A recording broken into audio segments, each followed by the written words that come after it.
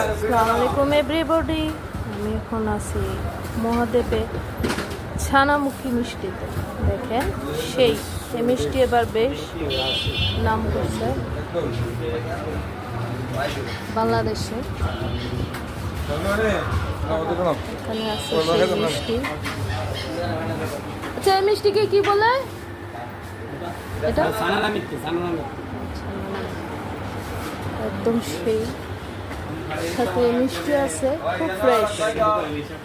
আসলে ব্রাহ্মণ রসমালাই ব্রাহ্মণবাড়িয়া হয়েছে মিষ্টিতে।